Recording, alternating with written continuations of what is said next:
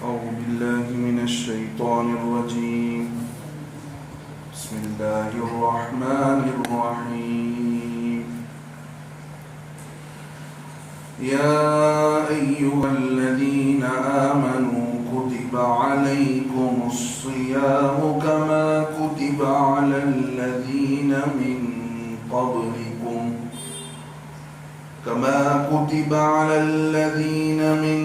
قبلكم لعلكم تتقون أياما معدودات فمن كان منكم مريضا أو على سفر فعدة من أيام أخر وعلى الذين يطيقونه فدية طعام مسكين فمن تطوع خيرا فهو خير له وأن تصوموا خير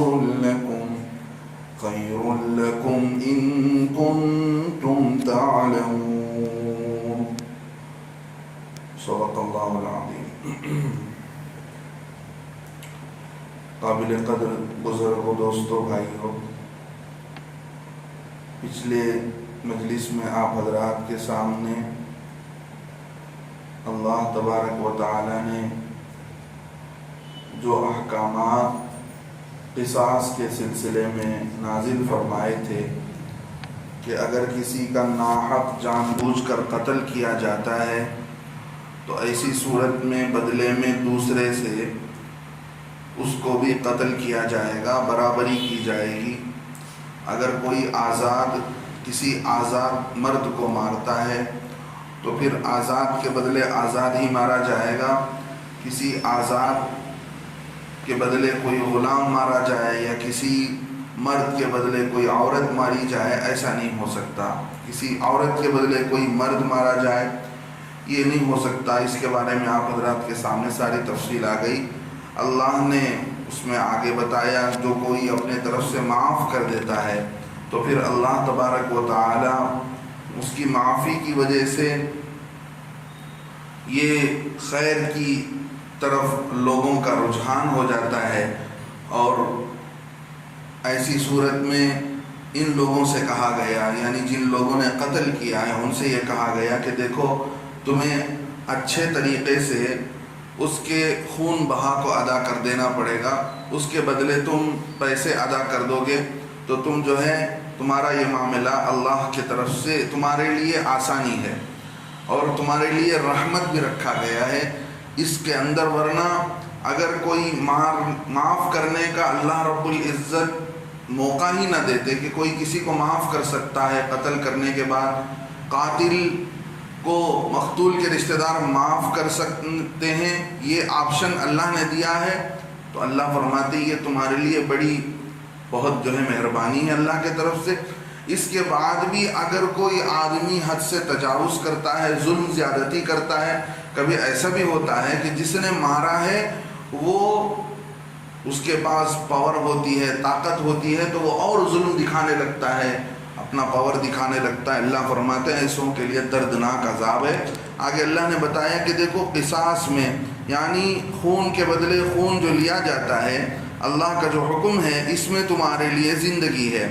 وَلَكُمْ فِي الْقِصَاصِ حَيَاةٌ يَا أُولِي الْأَلْبَابِ، اس میں تمہارے لیے زندگی ہے کا مطلب یہ ہے کہ ایک آدمی کے بدلے ایک کو مارا جا رہا ہے تو پھر دوسرے لوگ سارے بچ جاتے ہیں، قتل کی طرف کوئی بھی آگے نہیں بڑھتا ہے تو پھر قتل کا پرسنٹیج کم ہوتا چلا جاتا ہے. اس طرح لوگوں کی زندگیاں بچ جاتی ہیں، گویا زندگی پھیل رہی ہے اس قصاص کی برکت سے کہ اگر ماریں گے تو وہ بھی مارا جائے گا. اس ڈر سے کوئی نہیں مارے گا، کوئی کسی کا قتل نہیں کرے گا.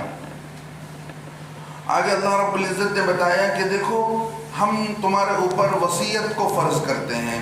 وصیت آدمی مرنے سے پہلے اپنے دل کے اندر جو باتیں ہوتی ہیں کسی کے حق کے ادائیگی کے سلسلے میں، اللہ کے نبی صلی اللہ علیہ وسلم نے فرمایا جو آدمی 3 رات گزارتا ہے اور اس کے سر کے نیچے وصیت نہیں ہوتا ہے کہ کس کو کیا دینا ہے، کس کو کیا ادا کرنا ہے، تو یہ ایمان والے کے لیے یہ بات مناسب نہیں ہے، بلکہ ہر ایمان والا اپنے بازو میں کچھ ایسی چیزیں لکھ کر رکھے اپنے بستر پر کہ جو اس کے بعد وہ چیز ادا کی جا سکے۔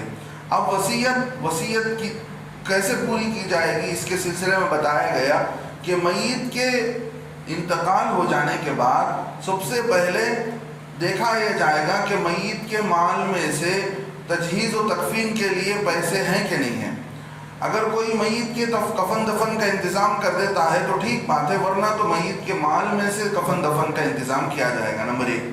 دوسری بات یہ ہے کہ اس کے قرض کو ادا کریں گے، میت کے قرض کو ادا کریں گے میت کے چھوڑے ہوئے مال میں سے۔ تیسری بات یہ ہے کہ اس کے وصیت کو پورا کیا جائے گا۔ اب وصیت میں بھی 2 بات یہ تھی کہ وصیت میں پورے پیسے کو اٹھا کر نہیں خرچ کریں گے، اس نے جتنا چھوڑا ہے اس میں سے 3 میں کا 1 حصہ اس کی وصیت کو پورا کیا جائے گا۔ وصیت میں سے بھی کون سے لوگ؟ وہ رشتہ دار جن کا حصہ اللہ نے قرآن میں متعین نہیں کیا ہے، وہ رشتہ دار جن کو اللہ بتاتے ہیں کہ میت کے مال میں سے بیٹے کو اتنا، ماں کو اتنا، باپ کو اتنا، دادا کو اتنا، یہ رشتہ دار وصیت کے حقدار نہیں ہوں گے۔ بہت سارے لوگ وصیت کر دیتے ہیں اپنے بیٹے کے حق میں۔ اللہ کے نبی علیہ السلام کی صاف حدیث ہے کہ بیٹے کے لیے، وارث کے لیے وصیت معتبر نہیں ہے۔ مطلب یہ ہوا کہ جن کو اللہ نے خود حصہ رکھ دیا ہے تو اس کو ہم زیادہ وصیت کرنے کی ضرورت نہیں۔ کن کو وصیت کریں گے؟ ماموں ہے، چچا ہے، دور کے رشتہ دار ہیں، غریب ہیں، اور دینی کام ہے، مسجد ہے، مدرسہ ہے، ایسے لوگوں کے لیے وصیت کرتا ہے۔ تو پورے مال کو وصیت میں نہیں دیا جائے گا، بلکہ 3 میں کا 1 حصہ دیا جائے گا، بقیہ 2 حصہ رشتہ داروں میں تقسیم کیا جائے گا۔ پھر اللہ نے آگے بتایا کہ موت کے وقت میں جو وصیت کرتا ہے، اب سننے کے بعد کوئی آدمی بدل دیتا ہے کہ میں نے یہ وصیت نہیں سنی، میں وصیت سننے کے بعد جب گواہی دینے کے لیے بلایا جائے تو وصیت دینا چاہیے اور ادا کرنا چاہیے۔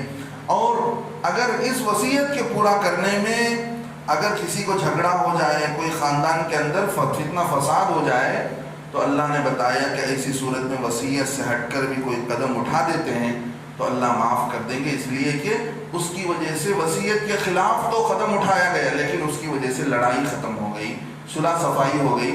اب آگے اللہ رب العزت جو آیتیں پڑھی گئی اس میں روزے کی فرضیت کو بتاتے ہیں۔ اسلام کی بنیاد 5 چیزوں پر، اسلام کو اللہ کے نبی علیہ السلام نے گویا عمارت کے طور پر سمجھایا کہ دیکھو بنی الاسلام علی 5، اسلام کی عمارت 5 چیزوں پر رکھی گئی ہے۔ جیسے کوئی بلڈنگ کے پہیے ہوتے ہیں، پلرز ہوتے ہیں، ایسے ستون اسلام کے 5 ہیں۔ بنیاد اللہ کے نبی علیہ السلام نے بتایا، دل سے اللہ اور اس کے رسول کو پر ایمان لانا، اس کے بعد نماز ہے، اس کے بعد زکوٰۃ ہے، رمضان کے روزے ہیں اور حج بیت اللہ ہے۔ اب رمضان کے روزوں کے سلسلے میں ان آیتوں کے اندر اللہ نے فرمایا، اے ایمان والو کتب علیکم الصیام، تم پر ہم نے تم پر روزے کو فرض کیا ہے، کما کتب علی الذین من قبلکم، جیسے کہ تم سے پچھلے لوگوں پر بھی روزے کو ہم نے فرض کیا تھا۔ اللہ رب العزت یہ بتاتے ہیں کہ دیکھو یہ کوئی تم پر جو روزہ فرض کیا جا رہا ہے یہ کوئی نئی چیز نہیں ہے، تم سے پہلے لوگوں پر بھی اس روزے کو ہم نے فرض کیا ہے۔ اس کا فائدہ کیا ہونے والا ہے؟ یہ روزے کی برکت سے تم تقوی پر آ جاؤ گے، تمہاری زندگی تقوی پر آ جائے گی، تمہارے زندگی میں تقوی پیدا کرنا مقصود ہے۔ اب یہاں پر صوم کہا گیا، صومن کے معنی آتے ہیں روزے کے، اور صومن کے اصل معنی آتے ہیں رک جانے کے، کسی چیز سے رک جانا۔ اب یہاں کیا کس بات سے رک جانا؟ اب یہاں رک جانا ہے کھانے سے، پینے سے، کھانے سے، پینے سے، اور اسی طرح بیوی سے اپنے جائز خواہشات کو پورے کرنے سے روزے کی حالت میں رکنے کا نام روزہ کہلاتا ہے۔ اب روزے کا وقت کب سے شروع ہوتا ہے؟ روزے کا وقت صبح صادق سے لے کر غروب آفتاب تک ہوتا ہے۔ آدمی کھانے پینے سے بھی رکا رہا، بیوی سے بھی رکا رہا، صبح صادق سے لے کر غروب آفتاب تک بھی رکا رہا، لیکن دل سے نیت روزے کی نہیں کی، دن بھر بھوکا رہنے کے باوجود بھی اس کا روزہ شمار نہیں ہوگا۔ تو مطلب یہ ہوا کہ روزے کے اندر نیت ضروری ہے۔ زوال آفتاب جو ظہر کے وقت سے پہلے تک آدمی اپنی روزے کی نیت کو کر لے کہ میرا آج کا روزہ ہے، چاہے زبان سے پڑھ لے، زبان سے کہنا کوئی ضروری نہیں ہے، دل سے بھی اگر نیت کر لیتا ہے تو اس کا روزہ شمار ہو جائے گا۔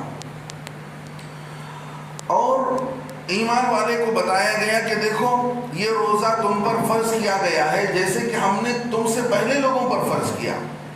اللہ یہ بتاتے ہیں کہ دیکھو تمہارے لیے ہی خاص ہم نے یہ حکم نہیں اتارا ہے، تم سے پہلے لوگوں پر بھی اتارا۔ اب کن لوگوں پر تھا؟ بعض لوگوں نے مراد لیا کہ اس امت محمدیہ صلی اللہ علیہ وسلم سے پہلے امت جو تھی نصارہ تھے، عیسائی تھے، ان پر تھا۔ تو ہو سکتا ہے ان پر بھی اللہ نے روزوں کو فرض کیا ہو، یا اس سے پہلے یہود تھے، بنی اسرائیل تھے، ان پر بھی فرض کیا ہو۔ تو نفس روزہ تو فرض تھا، لیکن کس مہینے کا روزہ، کتنے وقت کا روزہ، کن کن چیزوں کا روزہ، یہ متعین نہیں تھا۔ اس امت کے لیے بتا دیا گیا کہ اس امت کے لیے روزہ رکھنا ہے اور ان چیزوں سے بچنا ہے، رمضان ہی کا روزہ رکھنا ہے۔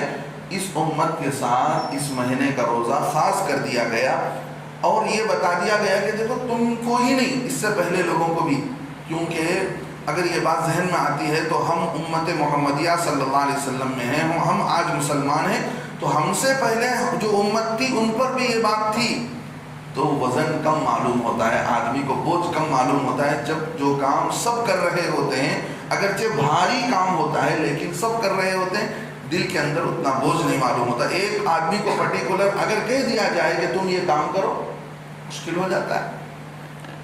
رمضان کے بعد کوئی کسی کو روزہ رکھنے کو کہا جائے آسان نہیں ہوتا، لیکن پورے گھر والے روزہ رکھ رہے ہیں، بوڑھا بھی روزہ رکھتا ہے، بچے بھی روزہ رکھ لیتے ہیں، تو اللہ رب العزت نے آگے بتایا